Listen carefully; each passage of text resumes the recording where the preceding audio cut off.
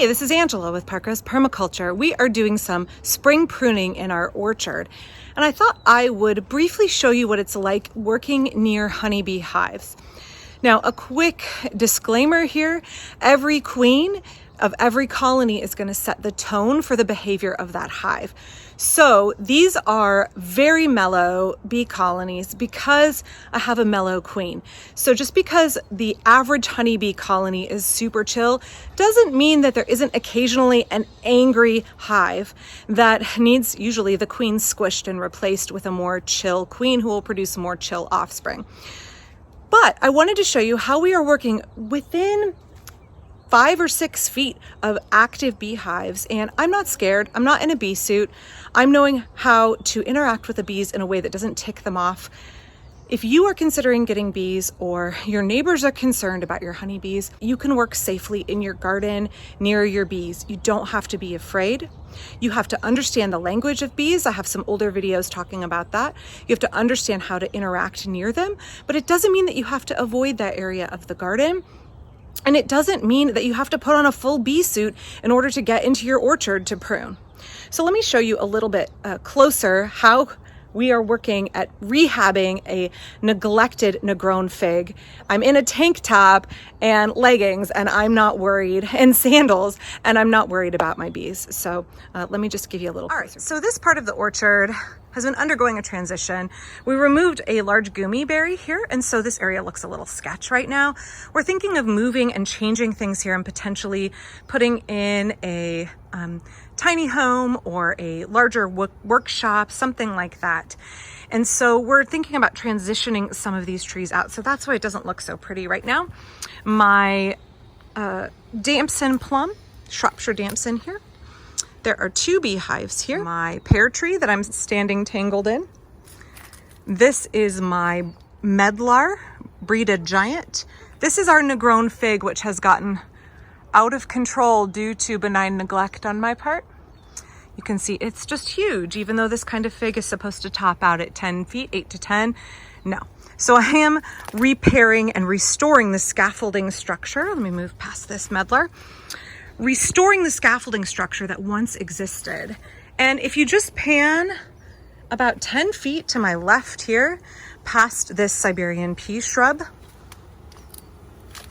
the bees are super active today.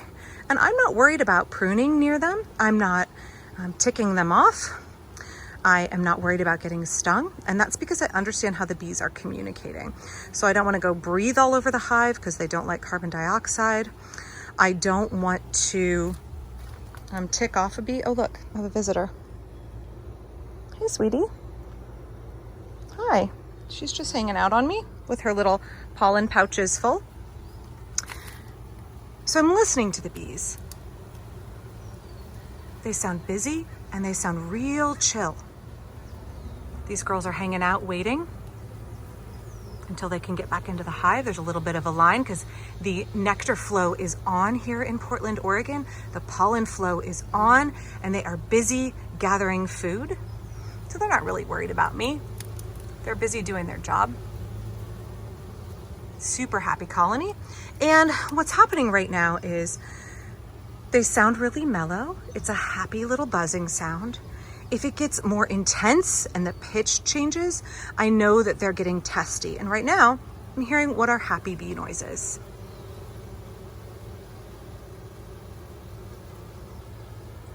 So I know that everything's fine. They're not worried about me being right here, and I'm not worried about them.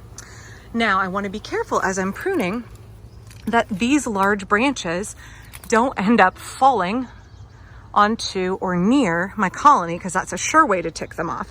So when I'm working close to the bees, I am aware of where branches might be falling. I'm aware of what might be moving into their sphere.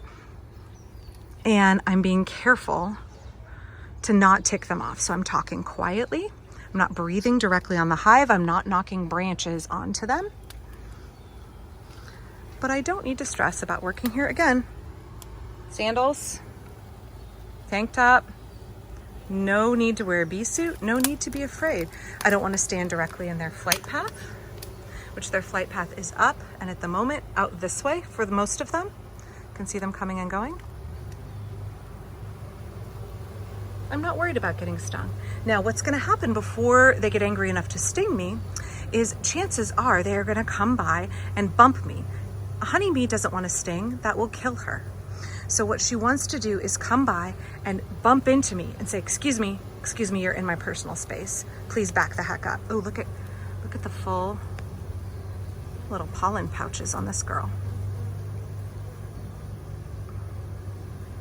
So for most interactions with the colony, bees don't want to sting you because then they die. So they're going to try and talk to you in a whole lot of other ways without having to resort to killing workers to tell you to back the heck off. So again, if the buzzing sounds angrier, more intense, the pitch changes, I know that I'm probably needing to back up. So I know for me that my bees are going to communicate with me as clearly as they possibly can before resorting to stinging, because stinging means the loss of life in the colony. It means workers are going to die. So they are going to start to change the pitch of their buzzing. It gets more intense and angrier. You can hear them getting cranky. They are going to start sending workers to bump into me and say, back the heck off, please, before they resort to stinging. So my default assumption if a bee lands on me while I'm working this close to the hive is the same assumption I would make anywhere else in my garden.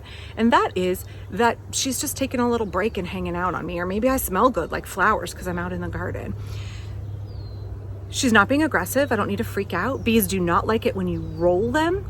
That is how you're going to get stung. They don't like being rolled. So if you have a bee on you and you're really stressed and you need to get it off, you can flick it off, but don't swipe or roll or crush her, because then she will sting because she's trying to not get smushed by you.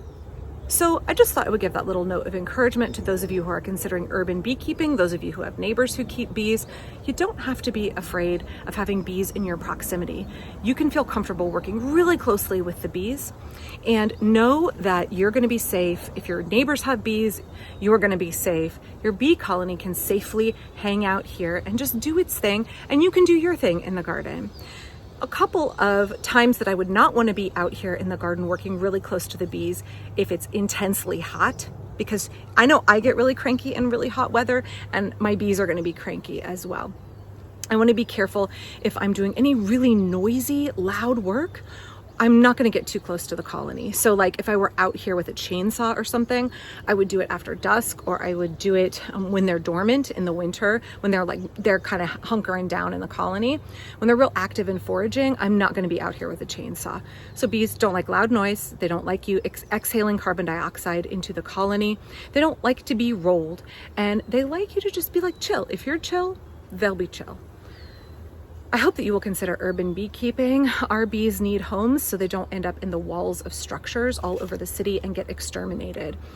Our bees provide a sustainable local source of sweetener. They provide a sustainable local source of wax, and they obviously provide pollination for our garden plants. They are already here in North America. They need our support. I consider myself a sheer, total, utter neglect beekeeper. I don't manage my hives. I consider myself a host for bee colonies. My yard is a host for bee colonies. I don't think of myself as a farmer of bees. I don't treat them the way I treat my other livestock. I treat them the way I treat other wildlife in my garden.